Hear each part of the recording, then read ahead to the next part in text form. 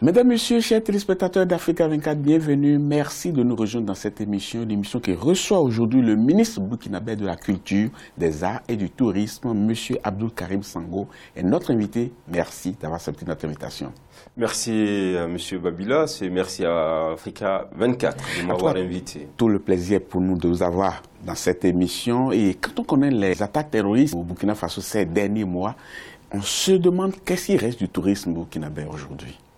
Le tourisme burkinabé se porte assez bien, en dépit des attaques terroristes.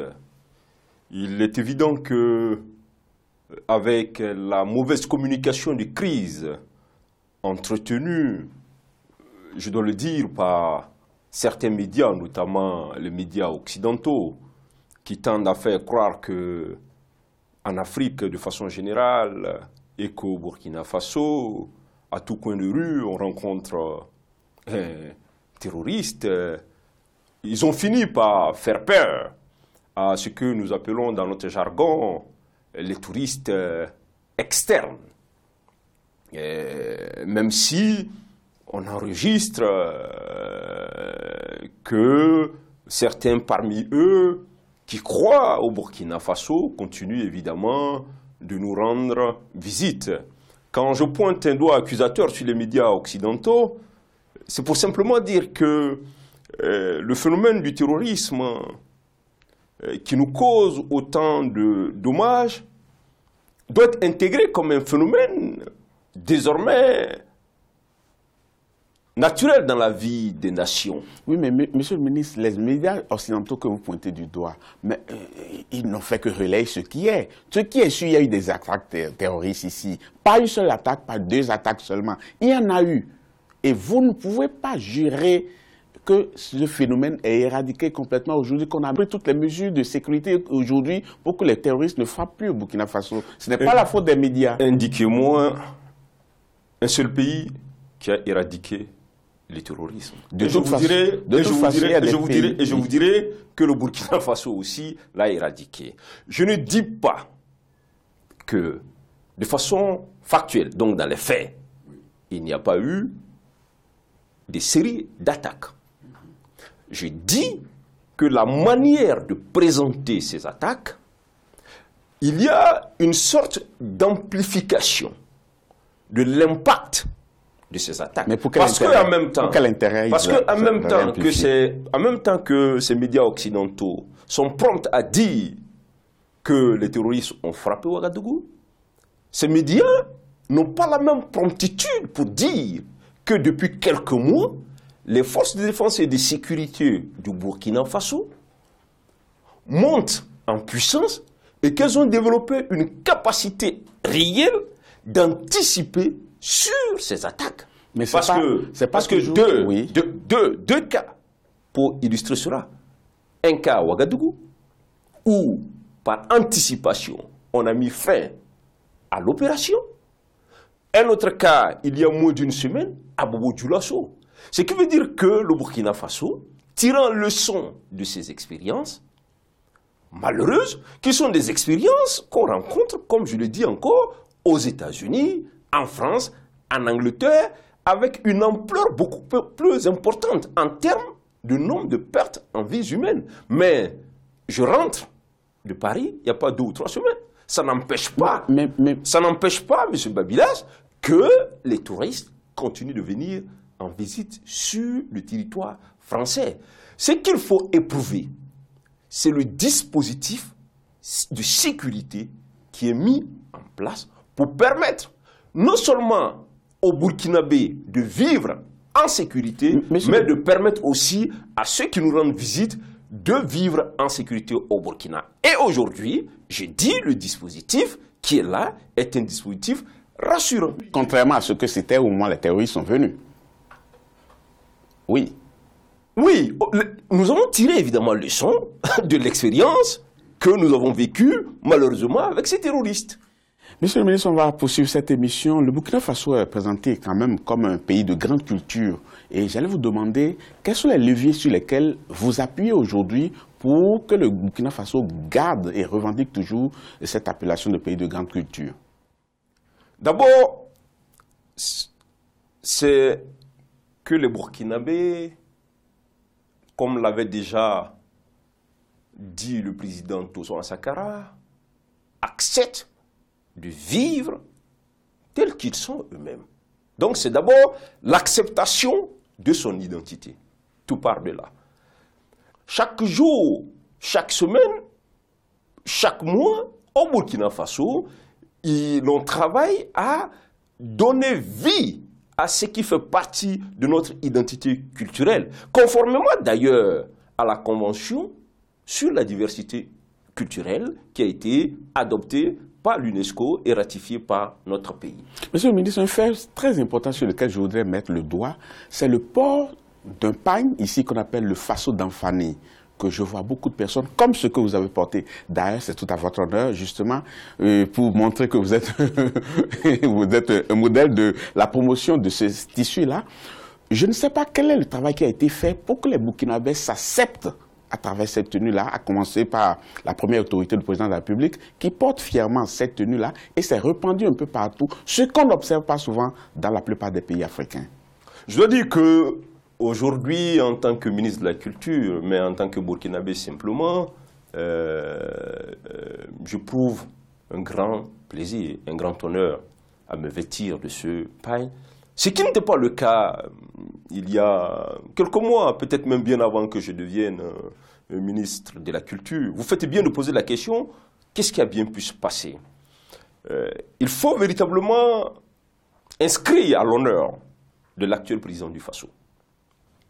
Je pense que en optant pour ce modèle d'habillement, il est arrivé avec la magie, évidemment, de nos braves dames qui construisent, qui fabriquent les tisserands. Les tisserands qui fabriquent ces vêtements, oui. Mais surtout la magie aussi des stylistes.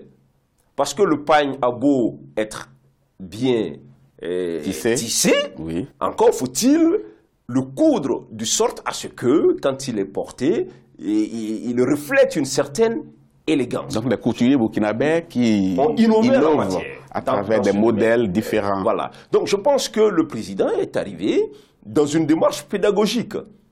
Ce qui ne fut pas le cas, parce qu'il faut aussi donner à César ce qui appartient à César. Historiquement, le premier homme d'État burkinabé à avoir contribué à la valorisation, à la promotion du Faso d'Anfani, il faut le rappeler, c'est le président Thomas Sankara. Mais pour le peu que j'en sais, c'est que à l'époque de la Révolution, il y avait une sorte de contrainte. Mais je pense surtout que ça n'a pas porté véritablement fruit pour les deux raisons que je viens d'évoquer. D'abord, c'est la qualité qu'on met dans la fabrication du paille. Et puis, il y a tout le travail des stylistes. Mais vous savez, les gens, lorsque vous les contraignez à adopter certaines habitudes, dès lors que la contrainte n'est pas là, elle disparaît. Je dois aussi dire que déjà sous la transition, l'ancien Premier ministre Isaac Zida avait déjà donné aussi le ton. Ça commençait le port régulier.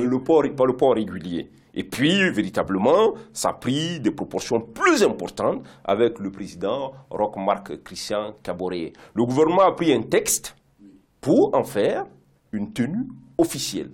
Nous sommes en train de réfléchir au niveau du ministère de la Culture, en collaboration très bientôt avec le ministère de l'Éducation nationale, y compris le ministère du Commerce, pour voir comment progressivement les habits de nos écoliers ne vont plus être confectionnés en kaki fabriqués en Chine, mais plutôt en faso d'Anfani. Très important. On réfléchit aussi à ce que les tenues de l'armée soient confectionnées en faso d'Anfani. Mais cela suppose qu'il faut travailler à améliorer les mécanismes de fabrication.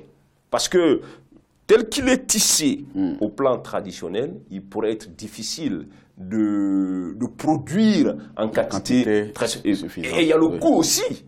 Parce que les Burkinabés nous continuent de nous dire, oui, monsieur le ministre, c'est bien, vous portez le faso d'Anfani, c'est joli, mais le coût n'est pas à la portée du Burkinabé moyen. Une autre question, le Burkina Faso a institué une règle qui oblige l'administration publique à consacrer un budget à l'achat d'objets d'artistes burkinabés ou bien travaillant au Burkina Faso. Dites-moi, quel a été le bilan de cette opération?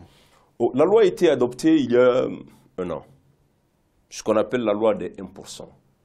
L'idée, c'est que tous les ouvrages à caractère immobilier, il s'agit très souvent des bâtiments, les projets de construction de bâtiments entrepris sur le territoire burkinabé par les institutions à caractère public, il faut consacrer 1% à l'achat des œuvres d'art burkinabé, afin évidemment d'avoir déjà des ouvrages pour, comme on dit, décorer les bâtiments administratifs de façon authentique, parce que nous sommes envahis aussi dans ce domaine, parce qu'on peut appeler la chinoiserie. Mais deuxième élément, c'est une politique de soutien aux artisans.